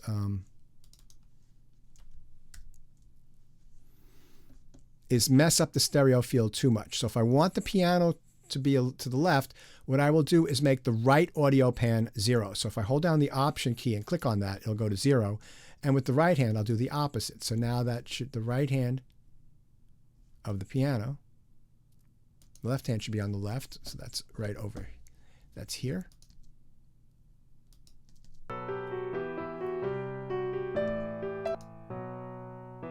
Yeah, it's not far on the left, but it's on the left.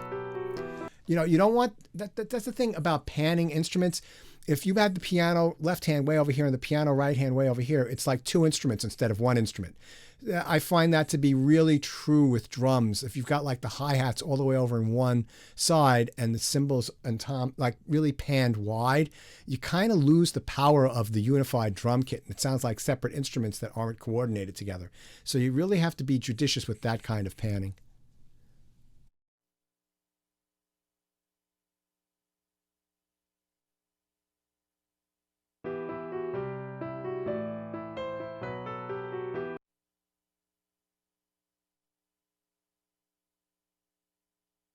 Over here, we've got the marimba.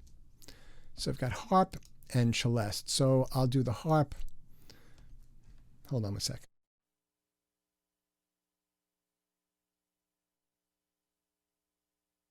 I'm going to go a little bit to the left, more to the left with the harp, and then a little bit more to the right with the celeste. So let's go over. So that's maybe like 22 and 30, so that they get nice. That's nice.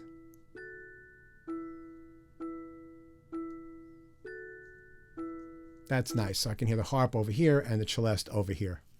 That works out really well. And let's hear that with the piano. Oh, that's not playing with the piano.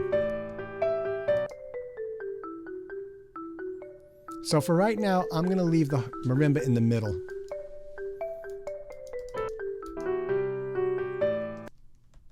Okay, great.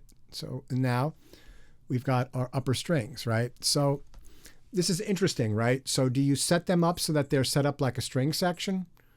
Well, yes and no. I want to keep on this track the acoustic bass in the middle to center everything, okay? And then I'm going to pan the rest of my strings to make it nice and wide. And I'm going to do it in a way that's more Stokowski than traditional string setup. So what do I mean by that? So a traditional string setup is the violin 1 is all the way on the left, violin 2 is here, violas are back here, and cellos are here, and the basses are back here. I want to have a nice balanced sound like this. So I'm going to have violin 1 here, violin 2 here, right? And then maybe the cello and the viola like kind of like this. So that I've got more of a round, like a table in the round. That's something that Stokowski did, and that's how he got his really beautiful string sounds on all his old vintage recordings. Yep, and live performances. So let's do that.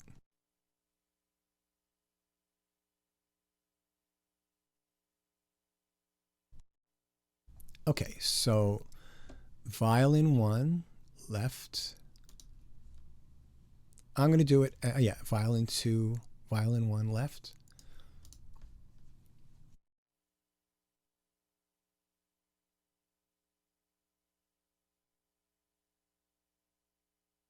And then there's some sampled violins that are in stereo, so we'll do the same thing with those.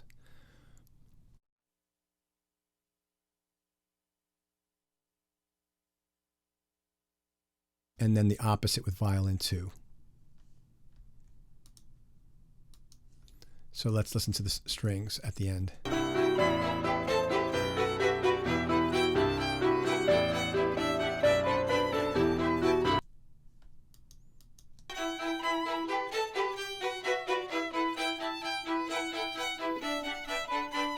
So I can go a little bit more with violin 2 over to the left. So I'll go beyond 0 a little bit.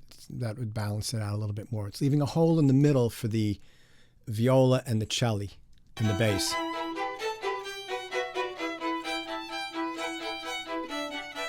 And violin 2 is a little loud, so I'm going to bring that down a little bit. I can hear that as I'm working. Okay, great. So I've got my violins panned out here, and my viola and cello are going to be like this, and my bass is going to be in the middle. So I've got a nice horseshoe shape to my strings, nice and wide and lush and full. And that's different than, so, you know, maybe the viola will go over 20 and the cellos will go over 22, the opposite direction. And the bass stays nice and centered. And let's solo those. Let me just adjust that a little bit.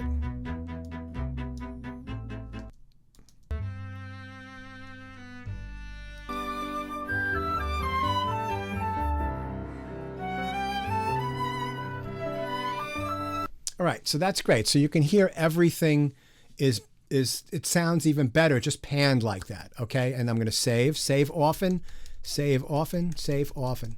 And if you want to keep a diary, this is what I finished today, or maybe I've saved maybe 1 or 2 versions today, and then if I come back to work on it tomorrow, right? So do this over the course of like a couple of 3 hours over this week with one of the tracks. And you can mix this track. These stems are in there if you want to choose this for your track. This would be a great challenge for some of you like Andy who are a little bit on top of all this. And Noam, is Noam in this class? I don't think he's in this class. People who have had, this is your 3rd semester of taking class with me. All right, so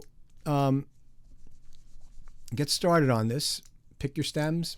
You can listen to, I've got mixes of all the tracks in the stems. Mixes for reference, right? There's a jazz tune. There's a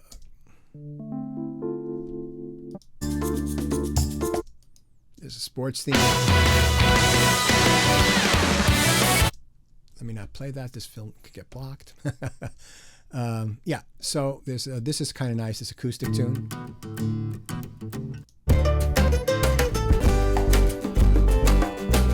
I'm playing a lot of acoustic guitars and marimbas on that track. So there's a lot of live instruments on that. And on the jazz tune, there's a lot of live instruments. So that's that. Now, Caitlin, you had a question that I wanted to answer for the entire class. So what was that, hon? It was about last week, and it kind of has to do with this. You were talking about the sensitivity of the mics with the Beatles recording session, and how when we soloed the drum track, it was picking up still everything else. And I just was curious if they had the ability to single record everything, and why didn't they do that option? Okay. Let me answer that. Editing. Well, back then, they didn't have as many tracks as they've got now, and there's two things to that, right? Or maybe more than two things. When people play in a room together, right, you get a communication and a performance. And back then, like before Sgt. Pepper's, they really wanted to capture as many of the musicians playing together as possible. Like the first Beatles album they were all playing and singing live like they were in a club, and they just had a bunch of microphones up, mixed it down to mono or to 3 tracks, right? The band was on 2 tracks and the vocals were on another track so that they could adjust the volume of the vocals later or process them. But they just played live because they were going for the live performance. And in a live performance, microphones pick up bleed from other instruments, and that's kind of like a glue, right?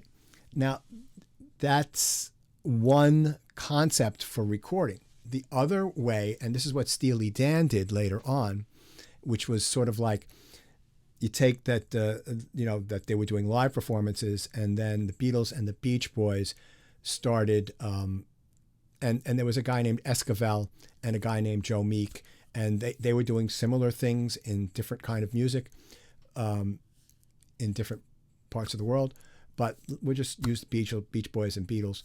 They started layering instruments on top of each other, right? But because they had limited numbers of tracks, they still had to have different instruments playing together, and their mics would bleed. But you'd have like 4 or 5 different instruments on one track. All those mics were bleeding together, and they just they got a performance, and they didn't fix that. That just stayed, and they recorded till they got the performance they want. There's this film that's loosely based on the Beach Boys, and we saw it. We were in California when we saw it. It was out a while ago. I think it's called We're Not Made for Times Like These or something like that. And they've got this scene where the songwriter for the Beach Boys is in the control room. I'm having a brain freeze right now. Brian Wilson is in the control room, and they're working on the song Good Vibrations. And in the second half of the song, there's this thing where you've got these cellos playing triplet. And he made them do like 100 takes over and over again because he wanted it to sound like a boat propeller. And like the whole thing was like you couldn't tell the difference between one take and the other, except over the period of time, the musicians started getting more and more ragged because it's like, how long can you keep on doing this over and over again, right? So, with all these bits became all this like weird stuff that, trying to get stuff that you don't really hear, that's not really possible to do. I mean, the first take sounded incredible. It's like on Penny Lane when the Beatles recorded that, there's that great piccolo trumpet solo in the middle. And the guy came in and nailed it on the first take. And McCartney's like, yeah, that was really good. Let's do it again. And George Martin's like, no, he might not be able to do it again. Can't play those notes over and over again. Lips. And like Paul didn't understand that stuff, right? Because not really a trained musician.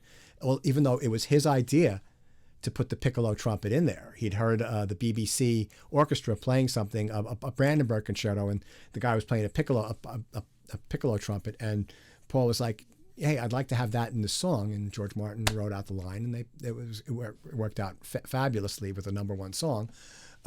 So that's with the Beatles, where you've got, and then there's live recordings like bands like the Allman Brothers, where they would, even in like 1970 and 69, when their first albums came out, they were all playing in the room together, and then maybe they'd fix some notes in the guitar solo, and the bleed, you wouldn't notice it here and there, but basically it was a live performance, and everything was bleeding into each other, right?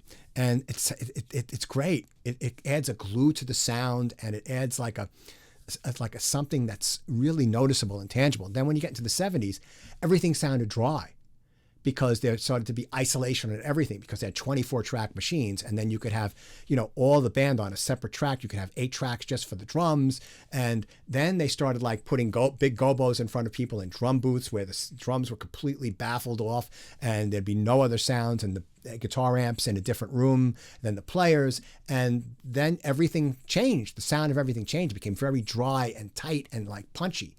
And they started adding more and more artificial reverb into the sounds to sort of make up for the glue that wasn't happening, because all the sounds weren't like blending together through all the different microphones. And then you have the situation we've got now, where basically most music, Steely Dan, before I forget, the way that they would record would be they would have a band come in and play a song. This is mostly on the last 2 albums, Asia and Gaucho, before they broke up. And if they didn't like the drum track, right? So they'd have 5, 6 musicians, a whole rhythm section playing this tune. Everybody could be playing great, but if the drum track wasn't exactly what they wanted, they'd have another band come in the next day. Or they'd go over and over again until they got the drum track they wanted, and they erased everything else and constructed the rest of the track over that drum track, so that they'd get the feel of the drummer playing with live instruments, but everything was isolated, so there was no bleed, and then they could build the song from that drum track. And sometimes it took having a completely other band come in. Maybe that happened 3 or 4 times. You'd have 12 musicians or 15 musicians just to get the drum track. And then they'd start over from there. So now that's the way we kind of work. We sort of, everybody works in their homes, and they send files back and forth. People record in their homes, and that's sort of modern. But there is something for people playing in a room. Everybody getting together, communicating, listening, and playing off each other, instead of being isolated and playing off a predetermined drum track. It's just a different vibe. So I hope that answers that. Yeah, it did. And I was thinking about I don't know if it was this class or a different class, where you talked about the map of how you listen to things, and like what you were just talking about, you want it on the left, and how do you decide that? So with the bleed in the microphone, wouldn't that make it difficult to do that kind of stuff? No, not really, because it wouldn't affect it that much, because they would do that stuff as they were recording. They do all the panning as they were recording. So, if they went to fix it, they would, you'd still have the headphone bleed, because the guy be in the room playing with the headphones on. So you'd still get some bleed. So that would be happening in time with the recording? Yep. Mm-hmm. Oh, okay. Yep. All right. So that brings us to the end of today. That mouse thing was really driving me crazy. I was ready to blow a gasket. I don't know what the deal is. I'll have to look at that. But hopefully by muting the volume and I'm slamming it wasn't too distracting to you guys. I really apologize about that. And so there's... Okay, so Aviv, I'll be available for the next 5 or 10 minutes to talk. But everybody else, thank you so much. And good class today, and I will catch you next week. So if you're going to get this and you want me to give you feedback on this mix thing for next week, upload it, but let me know that you've uploaded it. Otherwise, the whole bit is, we'll see. I'll ask you how you're doing next week, and maybe it'll be due in 3 weeks. We'll see how we are, all right? Let's just play it by ear. But for right now, let's just say the whole mix is going to be done in 2 weeks, with the possibility of it being stretched out another week, depending upon how everybody's doing. All right? So, again, what I said, if you've got 3 hours this week to work on this, make a plan. For this hour, I'm going to import everything, organize it, color code it. I'm going to make groups The next day, I'm going to make groups and VCA masters. I'm going to do some, and the next day I'm going to do some light balancing with clip gain, and I'm going to do my panning. And there you go. You know, so make a plan before you start working, and try to, you know, you might have to deviate off that plan, but just do the best you can. All right, so Aviv, give me 1 second. I'm going to go to my end screen, and then I'll stop the recording. I have to go out of my room for about 60 seconds, and I'll be right back, all right? Everyone have a great day. Thank you. And everyone. Thank you. Thank you.